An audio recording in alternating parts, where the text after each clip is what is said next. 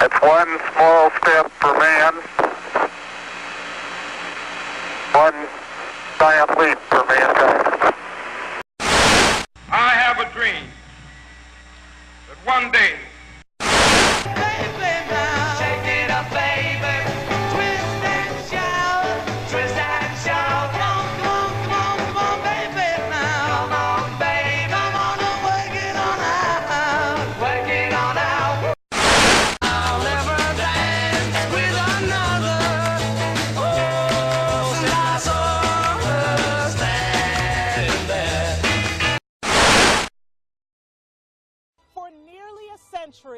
Canada had no distinctive national flag. In 1963, Lester B. Pearson made an election promise that Canada would get a flag of its own in 2 years. But he wanted an all-party parliamentary committee to choose the design for the flag. And on September 10, 1964, a committee of 15 members of parliament was appointed. Committee members had to decide against Pearson's pennant and George Stanley's design. The selection was unanimous. They would recommend the single-leaf design to Parliament. The final vote took place at 2:15 in the morning of December 15th behind me here in the House of Commons. 163 MPs voted for, 78 against. Canada had a new flag. On February 15th, 1965, history was made pretty close to where I'm standing, right here on Parliament Hill, when thousands gathered to watch the maple leaf flag raised for the first time. It's hard to recall just how unlikely a candidate he seemed when he entered public life in the 1960s. Prime Minister Lester Pearson was desperate for new Quebec candidates during the federal election campaign in 1965 and recruited the famous union leader Jean Marchand, the eminent newspaper editor Gérard Pelletier, and the provocative intellectual Pierre Trudeau, who had never held a steady job.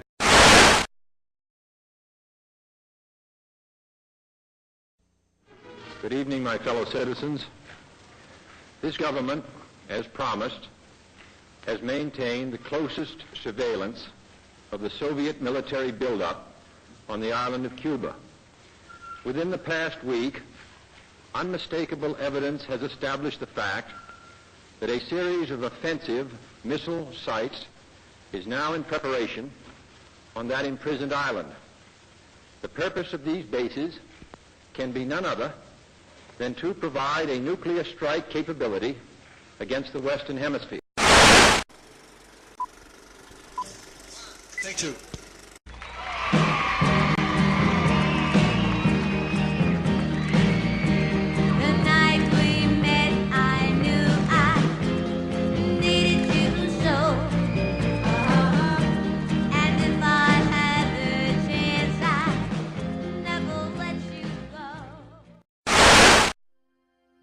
Epic journey of Apollo 11. Here from CBS News Apollo headquarters at Kennedy Space Center, correspondent Walter Cronkite. Good morning. It's T-minus 1 hour, 29 minutes, and 53 seconds and counting in just an hour and a half.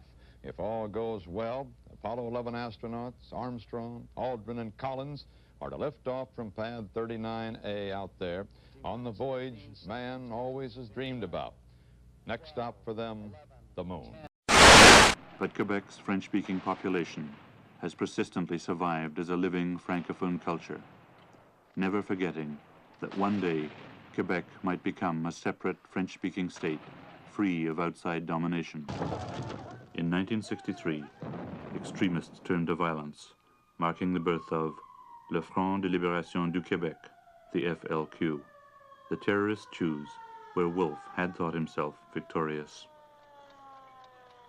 Sometimes the FLQ's bombs were discovered and defused in time.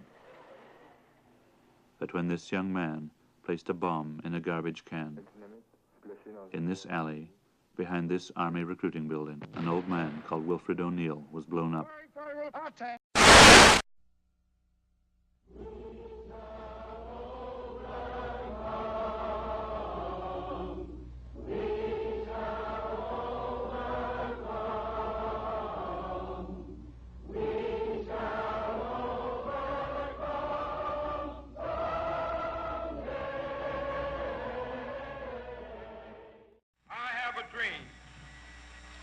one day this nation will rise up and live out the true meaning of its creed. We hold these truths to be self-evident, that all men are created equal. From the beginning, the life of a cook has never been easy. There was always something. But now there's Ward's incredible microwave oven. It'll defrost, simmer, bake. It has a removable browning element. There's a temperature probe. Cooks a complete meal for 4 in less than an hour. It makes a cook's life easy. Of course, good help is still hard to find.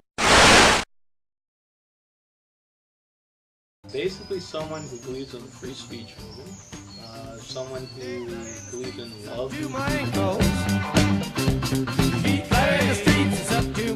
Look differently, wore their hair all longer.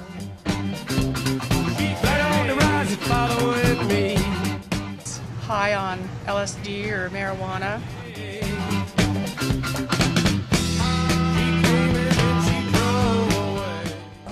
More non-restrictive sort of lifestyle that was freer.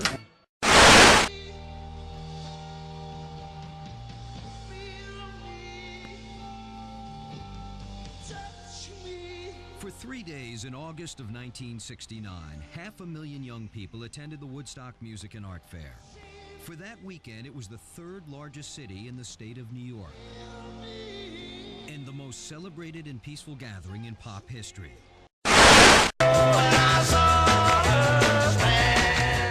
Paul, I think your name is Paul, right? Yes. Paul, you are a favorite in Toronto. I think it's your good. No, I think it's your good looks that go along with it. Gee. I'll get to you yet, sir. Mom, the TV's stuck in the 60s again.